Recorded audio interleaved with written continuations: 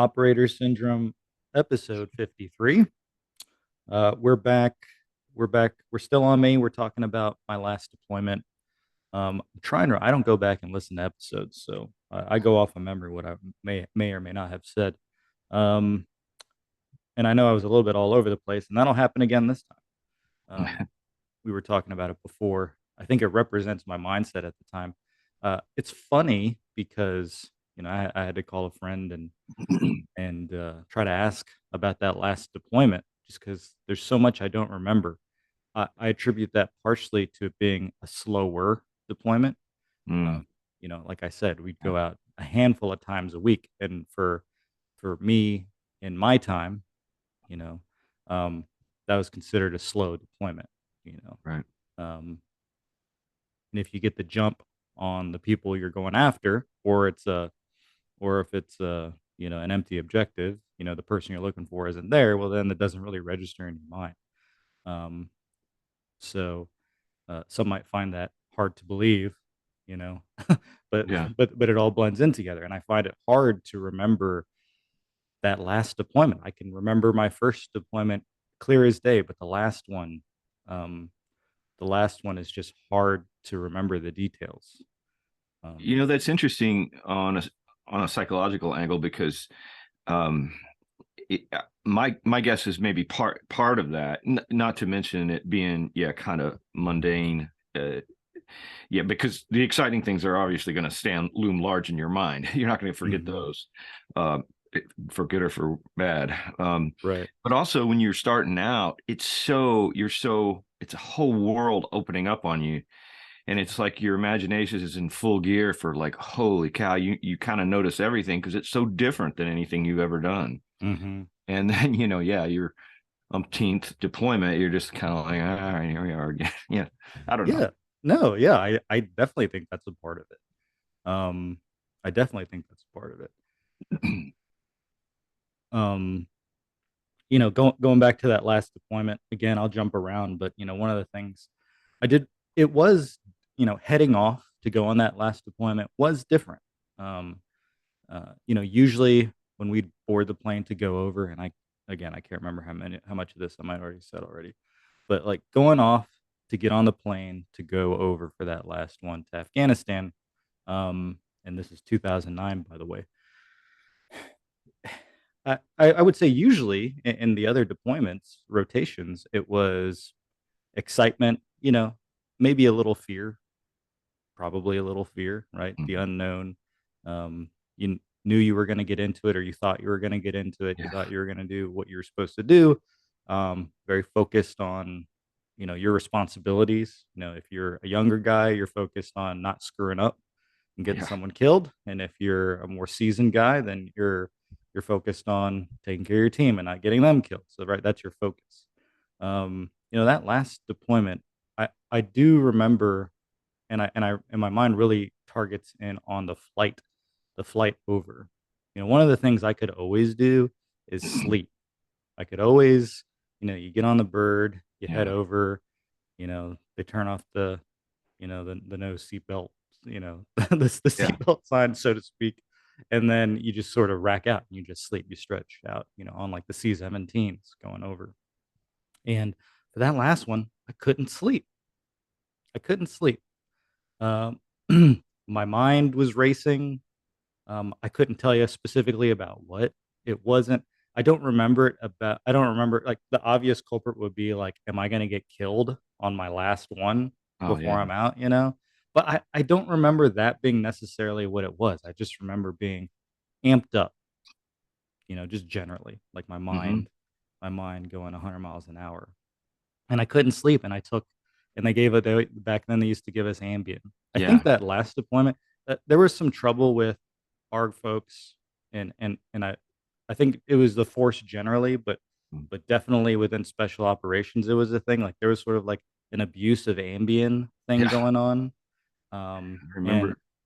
by my last one, we wouldn't get like brand name Ambien. They'd give us some like, off-brand Ambien, and I don't know if I doubt it was the same chemical makeup, like maybe it was something in between. But I remember that's what we got, and of course that didn't help. But I Mm-mm. I remember like when we got to altitude and we went to stretch out, I found a spot underneath something.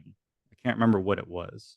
It wasn't a pallet, right? You can't fit underneath that, but there was something that I could squeeze myself underneath, and I just couldn't sleep. I was awake basically the entire time. Um, from the flight from Georgia to Germany, because in Germany we would always do like a stop, like a refuel stop, maybe like a Yeah. crew rest stop, and at Ramstein Oh yeah. Air Base. So that was one thing. Like it started off and it was different. The last deployment was different. Just mentally, I knew something was different. Yeah. I'd talked about, um, I had already decided well before that that I was done. I was going to get out.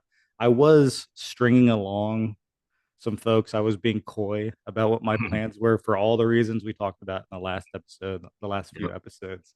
I was being coy for the same reason, but I was kind of, there was a chance that I could decide to go the other way. I had mostly decided that I was out, but I was being coy. I was being open enough to potential opportunities, but then things kept stacking up on each other. Um, I think I talked about Bob died at the beginning of the training cycle before we left on this one, um, and then when we got to Ramstein, we're all in the terminal there. Upstairs, there's like I don't know what it looks like now, but at the time there was like a little like MWR room, like an area USO type situation up there, and that's where we were just chilling, right, eating, talking before we were to go over. And while we were there, I heard from someone that a guy named Ryan McGee. So Ryan McGee was in third platoon of BCO, and their platoon had shipped off before us. I think we might have been the last platoon to go over to swap out with the folks from Second Ranger Battalion. So we're sitting there chilling, everyone just sort of mingling. There's like TV playing some movie, whatever, right? Yeah. So and I don't remember who I heard from, but I heard that that McGee was shot, and I believe I'd heard that he died. I think it was pretty instant. So we knew that information. Um, McGee's like one of his best friends was in our platoon, and he was one of my guys when I was a gun team leader. So and I heard that news, and I went a little bit into auto. Like I knew McGee. I almost said kid, and we were all kids, but Yeah. um, like I knew he was again a good guy. It's always the good guys. It felt like, Yeah. you know, like Yeah. good guy. He stayed on top of things.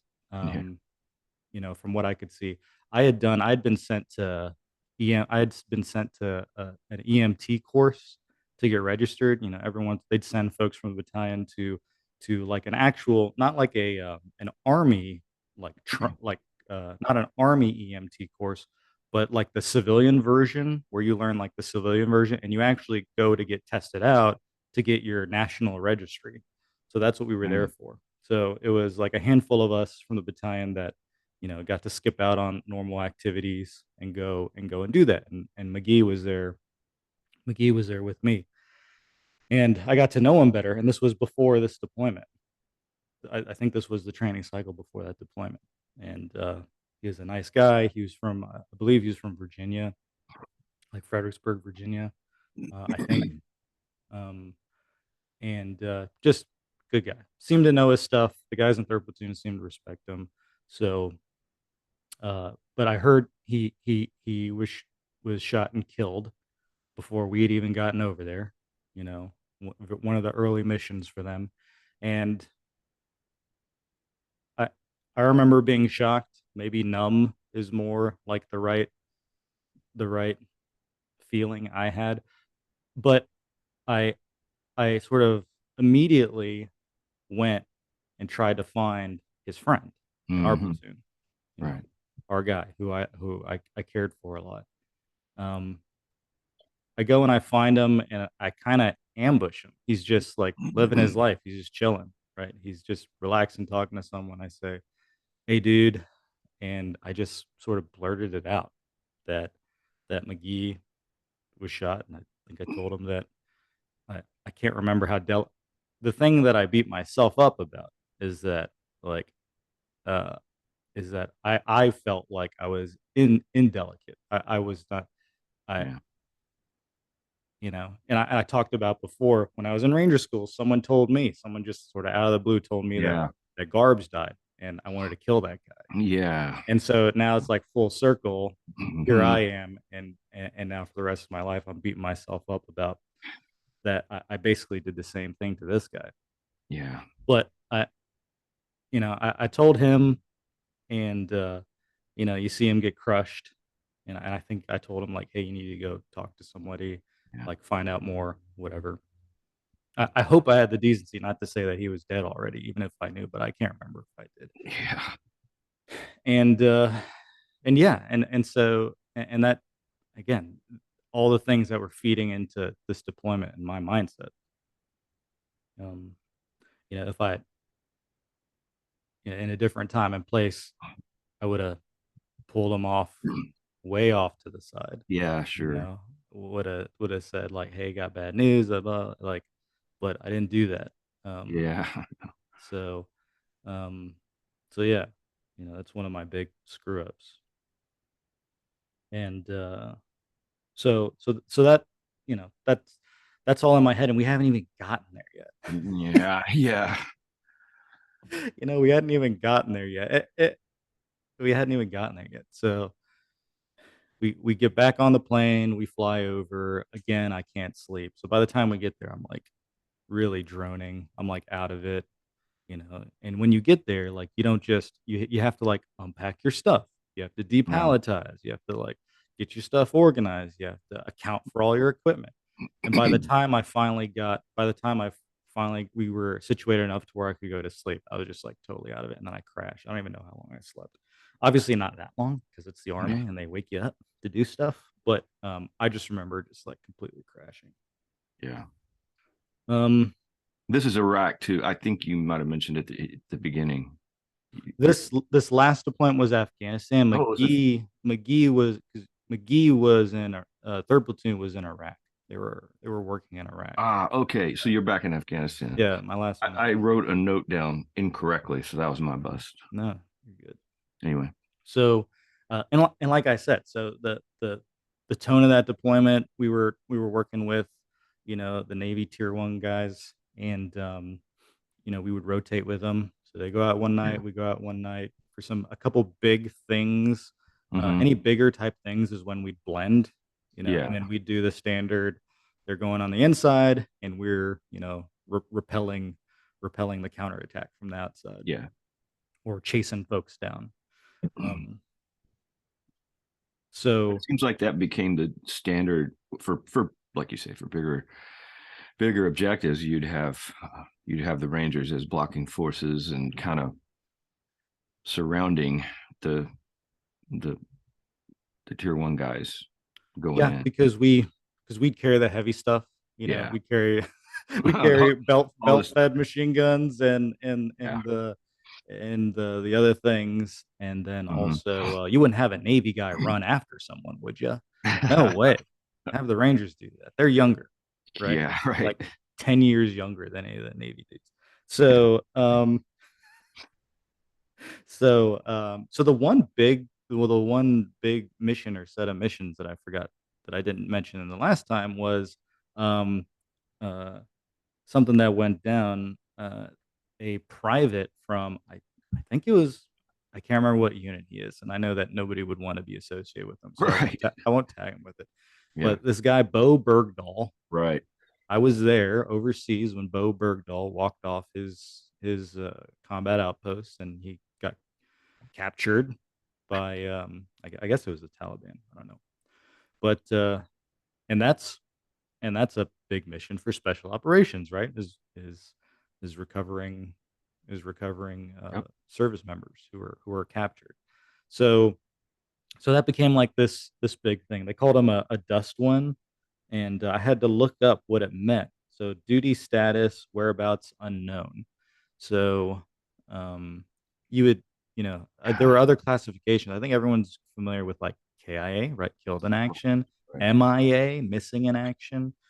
Just Mhm. based on my Wikipedia search, apparently, dust one is like some sort of temporary stat. Like you can only be dust one for 5 days, Yeah. and then I guess maybe they transition to missing in action.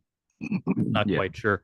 Um, so they, you know, in the from what I've heard in the news, um, I think they portray there being a lot more confusion about him than there actually was. By the time it reached us, it was or we were already being briefed that he had walked off on his own. You'll see articles and whenever they refer to him, um, they make it sound like we were trying to figure it out for a while, but that's not quite the case. We knew. I distinctly remember being told that, hey, this shithead walked off on his own, and Yeah. we had already had we were already getting briefs about sort of his demeanor, like, Hmm. they had already debriefed his chain of command, and we were kind of already knew what we were dealing with, right? Like, hey, this guy's a little off his rocker, and he's just walked off, and that was the situation. For us, we didn't approach going to recover him any different way. He's still an American, Right. still out there in bad guy territory, and he may be an idiot, but he's still our idiot, Yeah. and we want to get him, Right. you know, um, so that way he can get back and get his Article 15 and extra duty days, But it's like, and that had nothing to do with how we approached going out to get him. Yeah. Right. Um, it was still a top priority, and so for his unit, it was pretty bad because his unit, as soon as they found out he was gone, went out looking for him, and a few folks died trying to find him. So they went out in their AO, I guess, and they got ambushed. Was that ambush like a coordinated thing in response to Bowe being captured? Hmm. I don't know about that. Hmm. Um, I, it could have just been like they were just out operating out in their AO, and they just got it could have been an ambush set any other time, right? But they Hmm. were out there because they were looking for him, you Right. know. Um, if they had been ambushed any other time, then you could say that it was unrelated. But they were out there because they were looking for him. Right. So like in my eyes, he is responsible for that. Right. Yeah. You know. Yeah. Um,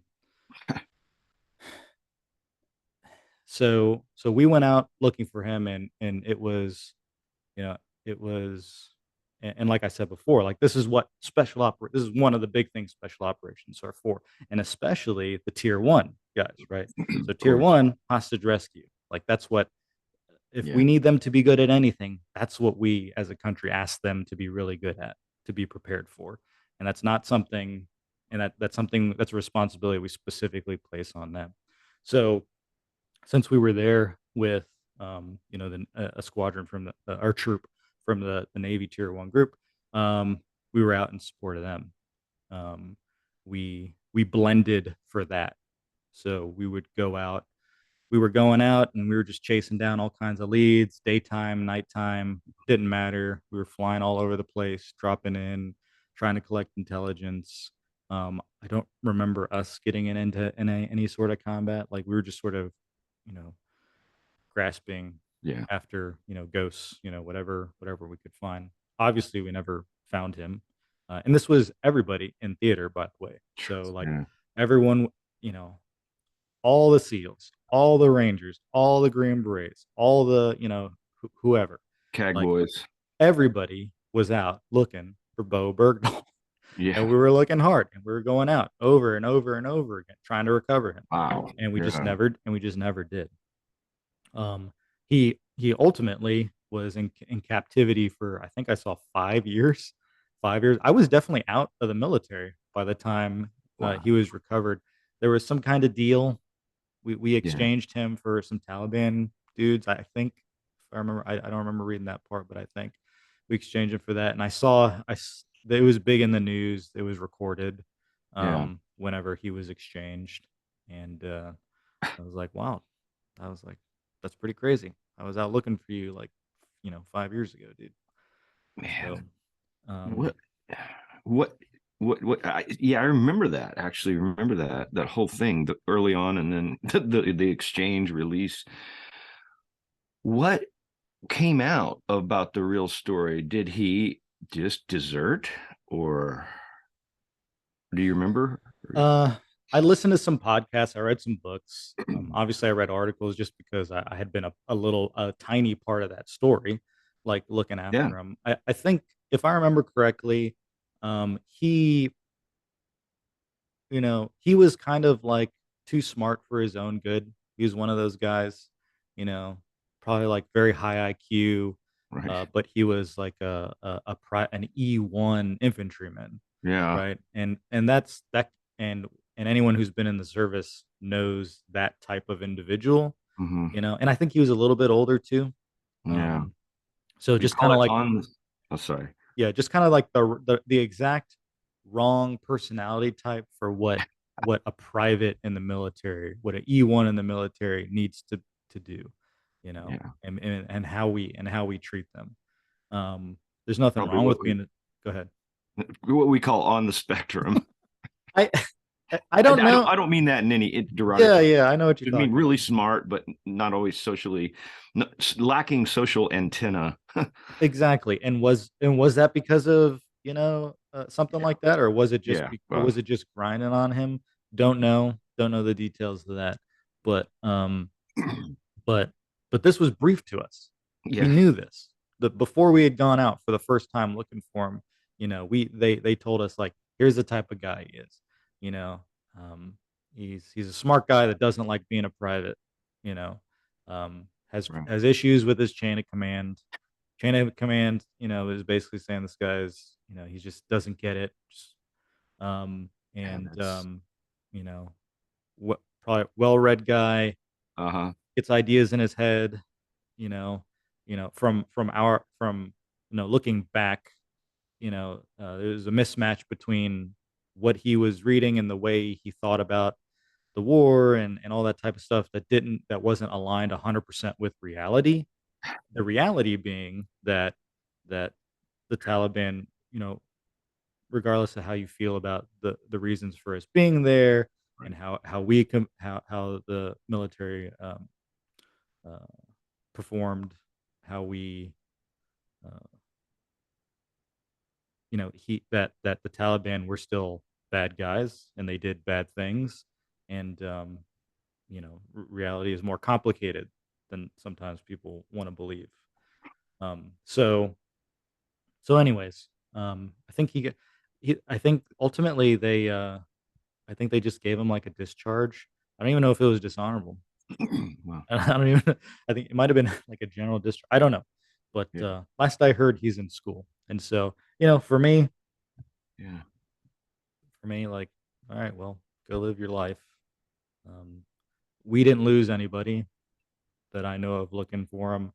I know the folks in his unit probably have stronger opinions about what should have happened to him. Yeah. But for me, what are you gonna do? What are you gonna do? What are you gonna do? Do your job. That's what it's. Yeah. I was just reminded. Another example was like early on in Iraq. I think it was Iraq. I don't know, but Private Jessica Lynch was rescued Hmm. by the the Navy side, Tier 1 guys. And it was very lackluster. It wasn't a big firefight. They just went in and got her. I don't think they even had much, if any, resistance, if I remember correctly. But yeah, that's when someone, an American, is hostage. For those out there listening, it becomes well, Tier 1, which means a president directed mission usually. So it's on the highest level because it's a big international thing, and we don't want to, if we can't help it, end up with egg on our face, and gets really political. Yeah, and that's part of the contract, right? It's like it's in the Ranger Creek, right? Don't leave anyone behind, and it's sort of in the ethos of special operations generally. But I think in the American military generally, I think it's a known part of the contract that that we all do this because if something bad happens to me, you're going to help me. If something bad happens to you, I'm going to help you. I don't care who you are, where you come from, what you look like. Yeah. Like you're a soldier, sailor, airman, marine, Yep. whatever. And I am too. And we've got each other's back because that's the only way this thing works. It was Yeah. part of the Exactly. contract, right? Like I said, we knew in the first brief, like the type of guy this was, and Mhm. that didn't change anything about the way we approached going to get him, you know. So, and the expectation is if something like that or similar happened to us, that everybody would come looking for us too. And I Yeah. think that's one of the things that Yeah. makes, the US military unique because there are plenty of militaries out there where the cultures are different, right? Hmm. It's like you get left behind, you get left behind, you know? Yeah. Like Tough that's luck. tough luck. Tough luck, dude. And that works for them, I guess. Yeah. So, so yeah, and you know what? And that was like the big thing, and that happened closer towards the end of the deployment. But other than that, it was just normal raids. Go find somebody, go pick them up, you know, bring them back in, or you go out there and they're not out there. And like I said, I don't have I can't remember the details for individual missions, just because it was it was getting slow. Dare I say, boring. And at the time, this is like summer going into fall of 2009. I honestly believe like the war was winding down. Yeah. I was like, this thing's over. War's Wow. won. War's won. We're about, get ready for the ticker tape parade because this thing's Right. going to be over soon. So, um, so yeah, so guys passing away. That not I'm not dealing with it at the time, but that's factoring into my decision. Um, I felt like am I going to sign up for a career of this type of deployment? Yeah. You Yeah. know, um, and people have a hard time understanding that too. They think about a ranger deployment, a SEAL deployment, even at the height of these last wars. Like it wasn't always a Rambo movie. Right. Like, you could go out like, platoons could go like, my platoon before I showed up, they were just kinda in this weird lull. They had gone, like, 3 deployments where they didn't take contact a single time, and it was just the Yeah. luck of the draw. They went out. They did missions, you know? They s Some could say that, like, maybe not taking contact is a signal of, like, how well you're doing Yeah. because right? Because you 'Cause you're Yeah. stacking the odds in your favor, right? Yep. Um, True. but, um like, that's just what happened, and I was, it was my turn, and I was there in pretty quiet deployment, even for that time. That's supposed to be fighting season, right? The warmer Yeah. months. It was, like, pretty quiet. Um, so, um, so yeah, so it was definitely during the deployment, and my squad leader at the time, who is the guy who had gotten out, he was a firefighter for a little while, and then he came back in. He talked to me and I was talking to him because I was still, like I said, I was playing around with what am I going to do? Am I actually going to get out or not? And I was talking about different schools. I was like, well, if I re-enlist, can you get me a spot? And at the time I was talking to him about dive school. I've said this before. I've never had any interest in actually doing any like combat diver work. Yeah. Nothing about that appeals to me, but the school represented, another sort of mental challenge. It's one of the toughest schools, Right. in the army, and it's got a cool looking badge, and that was it. And I was like, Yeah. well, if I re-enlist, and you could make that stuff happen, you Yeah. know, and because I would have been a guy who was getting ready for E6, going to be a squad leader. It would have been theoretically possible because not everyone asks to go to that for obvious reasons. Um, um, it has nothing really to do with the ranger mission, the standard Yeah. ranger mission, and then also um, nobody who passes and joins one of the special operations units wants to fail something, No, and amen. then people be like, oh, that dude failed this or that, right? So it's Totally. like people get in a weird spot where you attain some level of you know you attain you achieve something that is hard for most of the folks, and then after that some people are scared. You don't they don't want to Like they don't want people to think that was a fluke. Like they Yeah. want to pass everything. So, and just like people who never try to join the military, never try to, try a selection because in the back of their head they're worried about not getting selected and having to Uh-huh. deal with that themselves or having to explain that to people. There are Yeah. people in the ranger community who they get in, they do that, and then they stop. Right? They stop. They don't want to like, oh, I'm a ranger. Well, I don't want to try out that thing just because it's Yep. hard. It's a big deal. Yeah. It looms large in your mind. I know exactly what you're talking about. So I was talking about that, and and the squatter coming back to the point. Squatter was like, "Dude, you're done. You're not gonna you're not gonna reenlist to go to some school like, um, and don't worry about the army, and don't worry about the Ranger Regiment, don't worry about BCO and First Platoon because believe it or not, we got other people waiting. Like we're gonna fill the machine will continue to go on. Oh Like yeah. we don't need you." And he's said it exactly like that. Yeah. And when he said it like that, it clicked for me, and that was the moment I was like, "You know what? I am done." Because they will backfill. Like, I backfilled somebody else who is in my spot, someone's coming in behind me, like, they'll be okay. It's the system will continue to run, and that sorta gave me, like, the license, the permission to focus on other things. So, after that, we continued to do, whatever missions here and there throughout a couple times a week. But then other than that, I was filling out college applications and I was writing essays Nice. during that deployment. Do you remember? Well, I'm sure you remember, but what did they offer you as far as a reenlistment bonus, and how much was it, if you remember? We never got to the point where we were talking Ah, about money yet. gotcha. There was a good deal then Hmm. where and anybody that could do it did it. Yeah. But like they would make sure that you sign those papers while you were overseas because then that bonus was tax free. Yeah. So there were big chunks of money on the table there, and I Oh, knew that. huge. There, yeah, Yeah. I just a funny aside. I was going in as a chaplain officer, which we'll get to later in my story. And I had to go to Cleveland because that's the big Navy. That's where all the people were that I had to interview and go through this whole process. So, and I, I got commissioned as a lieutenant, which is an '03 right out of the gate. Um, and the recruiter I was dealing with, he was an officer recruiter. And he goes, he said, "You're telling me," he was looking at some of my paperwork. He goes, "You were a SEAL?"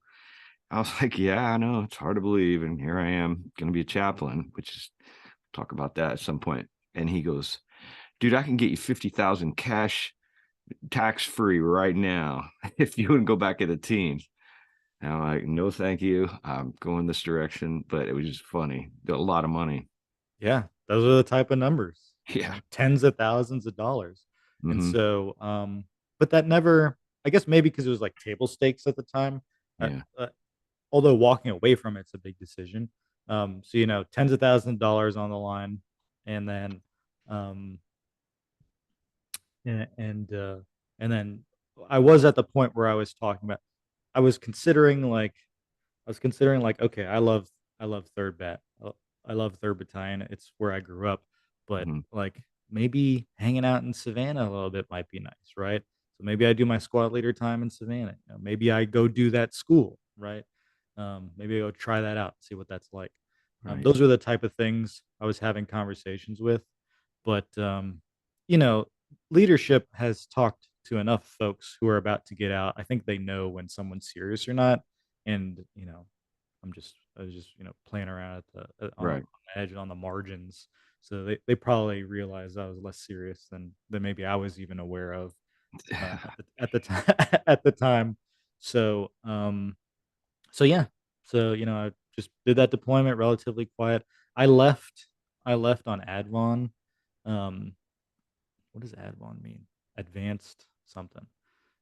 But it's the group of folks in your group who leave early, right? It's usually broken up because you also do like a left seat, right seat ride, right? Like relief in place type thing with the incoming unit.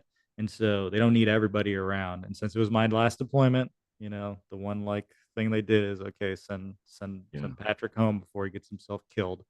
So So they sent me home, and like the mission, one of the missions right after I left, um, the platoon got into some fight with some guy hiding out in a field somewhere, serving as like a sentry.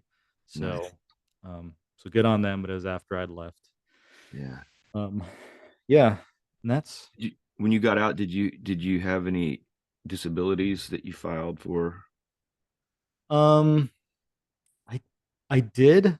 I did. I'll talk about. I'll get more into Yeah. depth Cool. when we come back around to me. We're gonna go back to you, but when we come back to around to me, I'll talk about that Yeah. because it was around that time that that's what everyone was saying. Everyone Yeah. was saying, get everything. I was like, I was just starting to hear it, like, get Hmm. everything documented. Go do this, like, Yeah.